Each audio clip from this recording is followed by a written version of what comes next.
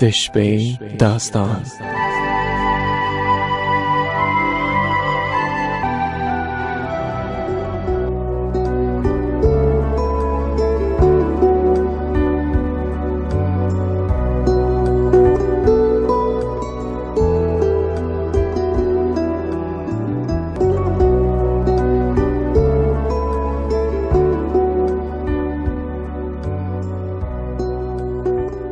واکمن او لایزاله څښتن په سپېڅلې نامه سپوږمۍ راډیو قدرمنو اورېدونکو سلامونه، ستړي مه شئ او له رنګینیو ډکه شپه مو بخیر.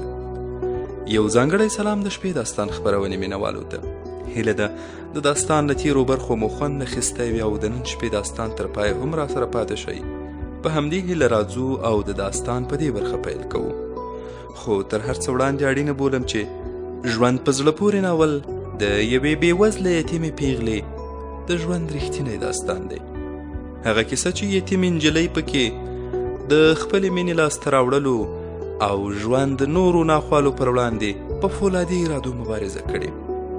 لیکوالي ښاغلی محمد خان ذهین دی او نن د همدې داستان له وروستۍ برخې سره ستاسو په درانه چوپړ کې یو.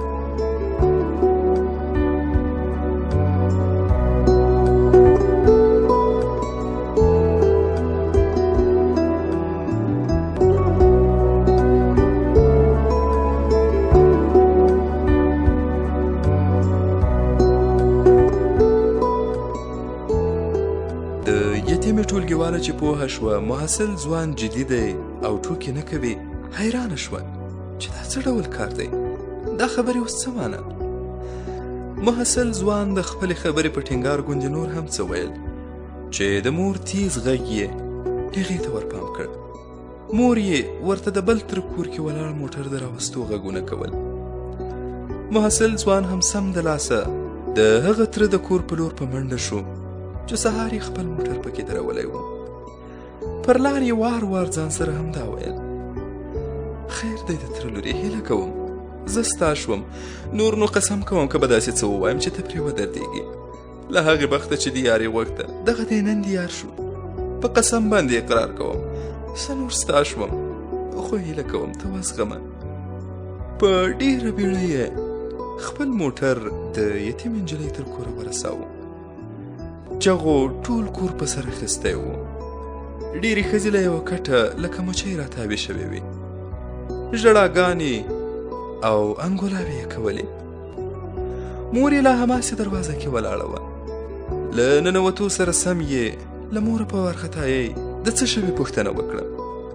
مور یې په ستړیا ساه ځواب ورکړ: په تره دې عصبي چپه راغله، هله نو زویه له ترونو سره دې یو ځای روغتون ته بوځه. د محصل ځوان په دې خبره د پښو تنابونه سوس شول. په حیرانۍ وپوښتل: دا چغې د کاکا له امله وې؟ مور یې د هو په ویلو د ژر تلو ټینګار وکړ. محصل ځوان ورمنډه کړه او خپل تره یې د څو نورو ترونو سره یو ځای موټر کې واچاوه. سترګې یې ژر ژر یوه خوا او بله خوا واړولې څو خپل هغه د تره لور وویني چې پر دې یې په ژوندوني مرګ تیر کړ. پام یې شو چې یتیمه د خپل پلندر لاسونه موښي او همدا وایي: خیر دی پاکه ربه، ما ته بیا د یتیمۍ څپېړه پر مخ مه راکوه، بیا ځل مې د پلار ویلو له خونده مه محروموه. په دې چغو کې د محصل ځوان په زړه نورې هم د رحم اوبه تویې شوې. دا چې له وړاندې زړه ډک و نو په ژړغونې حالت یې د یتیمې لاسونه له تره څخه لرې کړل او په خپلو لاسونو کې یې ونیول. په ډېرې عاجزۍ او مینې یې سترګو ته ور وکتل. خیر دی ګرانې، لرې شه چې کاکا ژر روغتون ته ورسوو، زه در سره یم، په تره به مې هېڅ هم نه کېږي. خو د یتیمې نور ټول پام خپل پلندر ته و او د موټر تر وتلو پورې ټولې کورنۍ خپلې سترګې په موټر پسې خښې کړې وې. محصل ځوان روغتون ته پر لار خپل موبایل کې غلې غلې غږونه اورېدل. پام یې شو چې له ډېرې وارخطایۍ یې د یتیمې د هغې ټولګیوالې زنګ لا هم نه دی پرې کړی.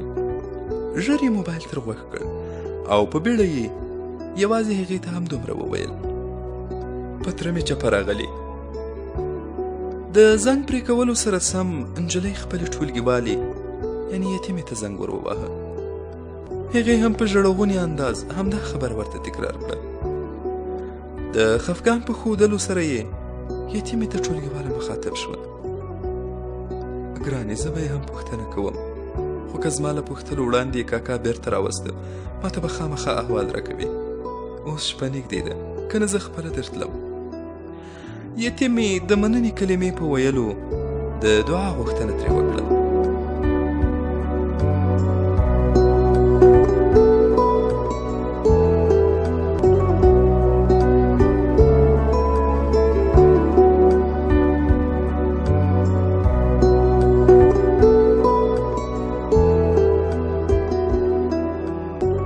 ډېر وخت واوښت، شپه بیخي پخه شوه. د محصل ځوان ډېری نور خپلوان هم روغتون ته ورسېدل. د ساعت عقربې له ځانه ډبلې دواړه ستنې له یوې بجې اړولې وې چې د محصل تره په هوښ راغی. له لږې مودې وروسته یې ډاکټرانو د بشپړ صحت ډاډ ورکړ. محصل ځوان غوښتل چې هر څومره ژر شي خپله د تره لور خبره کړي، خو شمېره یې ورسره نه وه. پرته له دې چې خوب یا ناوخته د شپې ته فکر وکړي، د یتیمې هماغې ټولګیوالې ته یې زنګ وواهه. له څو ځل زنګ تللو وروسته په خوبولي غږ سره بلې وویل شو. محصل له ستړې مشې وروسته ورته سپارښتنه وکړه. د تره لور مې خبره کړه چې تره مې په هوښ راغی او اوس بیخي شکر ښه دی. د هغې سترګې که پټې وې، خو فکر یې هماغسې بیداره و. په بیړه یې ور غبرګه کړه. زه به یې خبره کړم، خو ته هم قسمونه ښه ډېر کول. شمېره یې واخله او ته هم ورته زنګ ووهه. د یتیمې ټوله کورنۍ تر دې دمه شپه په بیخه وهلې وه. ټولګیوالې یې زنګ ور وواهه او د محصل ځوان پیغام یې ور ورساوه. د یتیمې په تراړو شونډو د خندا او خوښۍ پسرلي راغلل. په بیړه یې ټوله کورنۍ هم خبره کړه.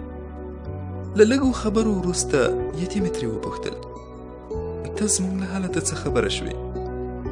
شوخې ټولګیوالې د محصل ځوان ټولې وعدې او قسمونه د ورختایۍ سره یو ځای په یتیمه وسپارل. یتیمه پوهه شوه چې هغه زما له امله ورخطا شوی.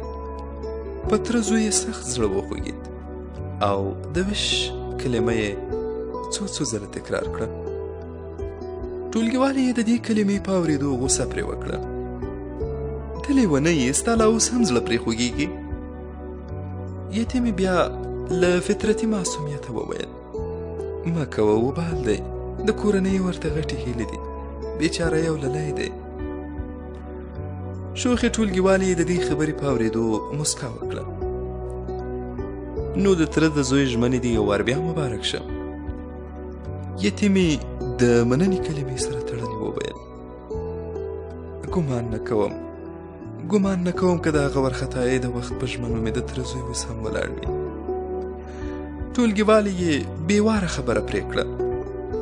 ولاکه به رانه خلاص شي، ما یې ټولې خبرې ثبت کړي. دواړو وخندل او د لږو نورو خبرو وروسته یې خدای پاماني سره وکړه. د یتیمې ورختایۍ یو څه ختمه او د لیمو نم یې وچ شو. د خپل تره زوی نویو ژمنو یې زړه کې نوې هیلې وټوکولې، خو فکر یې هیڅ دا خبره نه منله.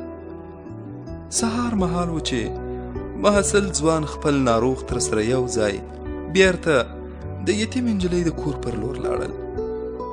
کله انکار، کله اقرار او کله هم اظهار، یتیمه بیخي د انتظار په دغه لاره کې ورخطا درولې وه. د شنو سترګو لرونکې پیغلې په زړه به د تره زوی خندا سم لکه د ګل ګزار ښه لګېده. د خفګان څپې له دغې کوره وشړل شوې او د خوښۍ موجونو خپلې وزرې د دوی په سیمه بیا خورې کړې. په محصل ځوان هیڅ وخت نه تېرېده چې څنګه به اوس خپله د تره لور هیجاني کوي. د دې خبرې زور ترې بیخي لکه چاړه مرۍ کې د انتظار شیبې غوڅولې. نو ویې غوښتل چې په خپل لاس د باغچې له بوټو خپل تره ته انار وشکوي. په همدې پلمه نیغ پاڅېد او د دې په ویلو چې بیرته راځم له خونې بهر د باغچې پر لور روان شو. یتیمه د محصل ځوان ننداره کې دومره ژوره تللې وه چې هیڅ یې بله خبره نه اورېده. د هغه انکار وروسته دغو سختو حالاتو کې د تره زوی داسې مینه ناک چلند تعجب کې اچولم. محصل ځوان د باغچې پر لور لاړ. د سترګو په کونج کې یې خپلې د تره لور ته هم اشاره وکړه. لږ وروسته یتیمه د خپل بیدیا ژوندون نه د سمسور بڼ پر لور لکه د زرکې چابک تک پیل کړ. لکه مار خوړلی چې له پړي ویریږي، هغه ځای چې د جدایۍ ترخې خبرې یې پکې اورېدلې وې، لکه د پیریانو اثراتو غوندې غونه یې سیخ کړی و. یتیمه همداسې په ډار او ویرې د خپل مین تر خوا ورسېده. د زړه زخم یې له ډېرې ویرې ژورې څړیکې کولې، ځکه هغه د لرېتوب او بې وفایۍ ترخې خبرې یې لا هم هېرې نه وې. د خپلې مینې نیمګړتیا یې په زړه خوړلې وه. له همدې امله یې په وصل هېڅ د راتګ ګمان او باور نه کېده.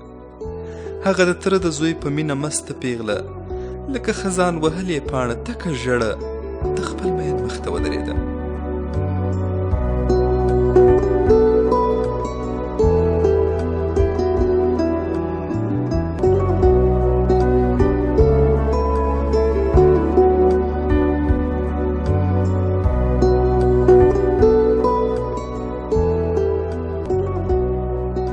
د محصل ځوان هم هغه پخوانی ډار په زړه کې تیر او بیر ولاړ و، خو د یو څه ډار او انتظار وروسته یې بې واکه وچې سترګې نمجنې شوې.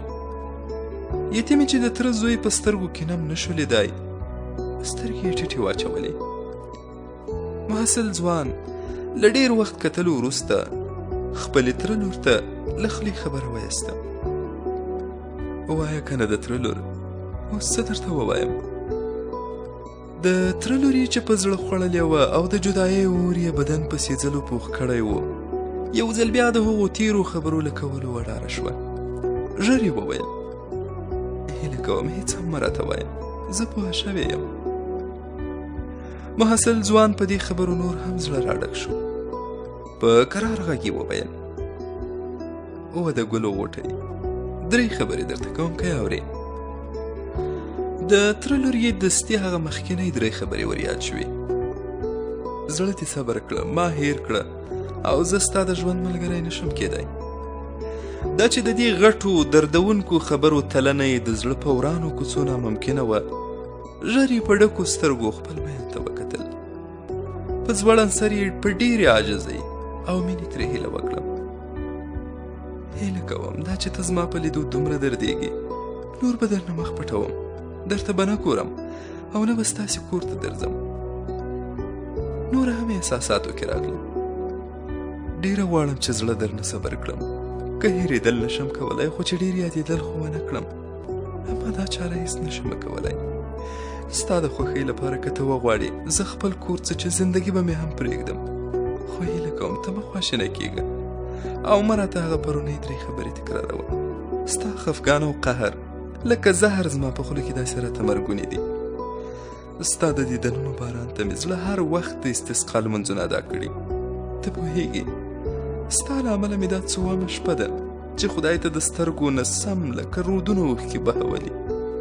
ستا د مینې دغو درنو تیږو مې زړه نور له زوره غورځولی. زه دعا کوم چې رب دې د دغې ستونزمنې لارې څخه د خلاصون چل راوښیي. زه خو نوره لیونی کېږم. د تره زوی یې په دومره دردونو او په زړه د زخمونو پښیمانتیا بیخي وارخطا کړ. له سترګو یې راغلې اوښکې پاکې او په ژړه غونې غږ یې وویل: ستا د دغه کړېدلي درد جبران به څه ډول وکړم چې هم خوشحاله شي او هم ما وبخي. د تره د لور یې چې په زړه د ویرې ساړه ننوتي وو، پرته له کومه فکره یې ورغبرګه کړه: ما ته بښلی یې، خو یوازې دغه 3 خبرې راته بیا ځلې ونه کړې، که نه زړه به مې وچ وي. محصل ځوان په ژړغونو سترګو یو دم بې واکه مسکا وکړه: وا لیونۍ، زه د هېرېدلو یم، ته ولې داسې وایې؟ ته پوهېږې زړه مې څه غواړي؟ اوس درته کومې 3 خبرې کول غواړي؟ ته پوهېږې زه اوس ستا هغه پخوانی د تره زوی نه یم. ستا مینې زما لکه فولادو زړه د مالوچو په څېر نرم کړ. ستاسو د کور په شور کې تا پر ما مرګ تیر کړ. ما مې له خپل رب سره ژمنه کړې چې که ته ښه وې او ښه شوې، زه به دې هره غوښتنه منم او خپل هر څه به له تا زاروم. د تره لور یې هېڅ باور نه راته، خو بیا یې هم په زړه دومره خوښي راغله چې له خوښۍ یې په خپلې خولې لاسونه کېښودل. ژر یې وویل: ته خو بیا ټوکې نه کوې. نه ولې به ټوکې کوم؟ باور وکړه رښتیا وایم، جدي یم. احساساتو اخیستې د تره لور ژر ور غبرګه کړه. نو ته قسم وکړه. په الله باور وکړه زه رښتونه یم. په والله نور مې تا سره د زړه تړلو او ژوند جوړولو ژمنه کړې. د دې خبرې په اورېدو یې تره لور بیخي د فکر کنټرول له لاسه ورکړ. جدایي قلم کړی زړګی یې ځان په ګوګل کې نور نشو حسارولی. له ډېرې خوښۍ یې لاس او پښې سستې شوې. کراره پر ځمکه کېناسته او زبون وهلي حالت کې یې یوازې د خپل رب لور ته کتل.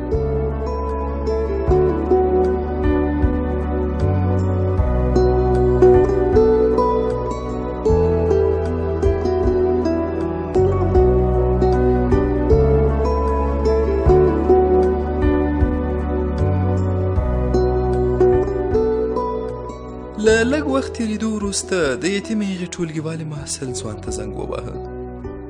له ستړې مشې وروسته ترې هغې شوخې نجلۍ وپوښتل: ځوانه څه دې وکړل؟ محصل ځوان پرته له کومه صبره ور غبرګه کړه: ما مې ژمنه پوره کړه، موږ نور د تل لپاره سره یو شو. شوخه نجلۍ د دې خبرې په اورېدو په خپل ځای کې نیغه ودرېده. ها، ته رښتیا وایې که بیا دې د دروغو لوبه شروع کړي؟ د محصل ځوان ټینګار او قسمونو وروسته شوخې نجلۍ باور وکړ او ژر یې خدای پاماني خبره وکړه. محصل ځوان ژر ورنه د لامل پوښتنه وکړه. شوخې نجلۍ وویل: غواړم د تره لور ته دې زیری او مبارکي ورکړم. محصل ځوان په مسکا وویل: صبر شه، زیری او مبارکي هم زما په موبایل ورکړه. ژر یې خپل د لاس په حرارت ګرم شوی موبایل د تره د لور ګوتو کې ورکړ. هغه له ډېرې خوښۍ خبرې بیخي نه شوای کولی. یوازې همدومره یې وویل: ګرانې، رب مې دعاګانې او غوښتنې قبولې کړې. زه مې د ژوند په مبارزې کې بریالی شوم. د خپل سپېڅلي رب له ستر ځواک او ذات نه ډېره خوشحاله یم او شکر خپل هغه پروردګار ته وباسم چې پر خپل بنده له اویاوو میندو هم زیات مهربانه دی. زه په دې پوهیږم چې په غوټو وهلو د ژوند په دریاب کې ګوهرونه هم پیدا کیږي. ستا له مرستې او هڅې ډېره منندویه یم. له څو ورځو تېرېدو وروسته بالاخره محصل ځوان له خپلې مور سره خبرو کې د دې نجلۍ د کولو غوښتنه وکړه. مور یې چې د نجلۍ دینداري او اخلاق له پخوا څخه ډېر خوښ وو، د زوی په غوره انتخاب یې هغه په تندي ښکل کړ او په مینه یې د هغه غوښتنه ومنله.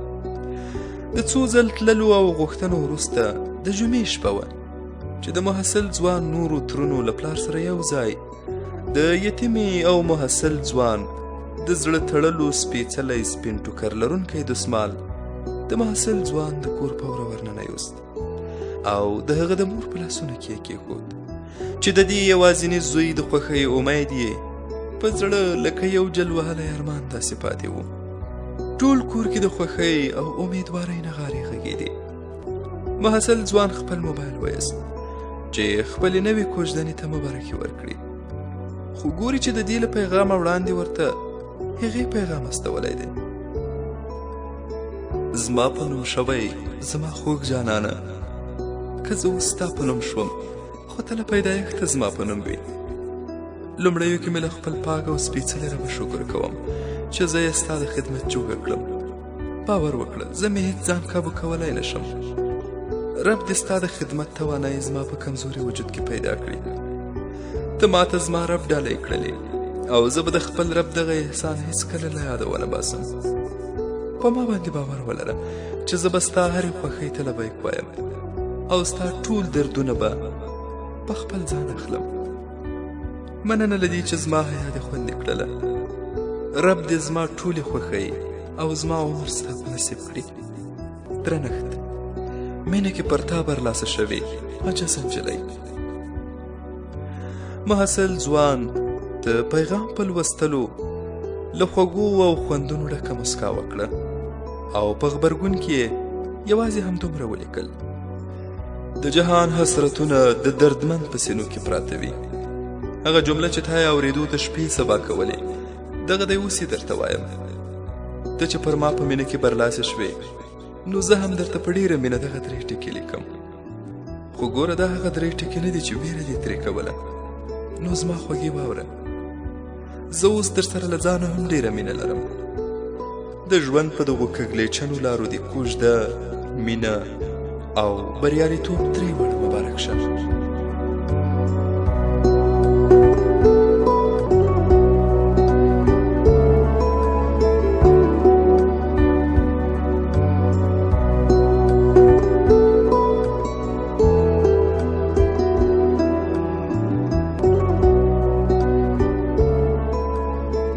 د شپې داستان خپرونې درنو مینوالو، زموږ د نن شپې داستان همدومره و او په همدې حیران غاړو. تر بیا بلې شپې چې یو وار بیا زه سلیمې ورور له یوه بل نوي داستان سره ستاسو درانه چوپړ ته راځم. تاسو په لوی او مهربان الله سپارم. سوکاله ژوند ولرئ.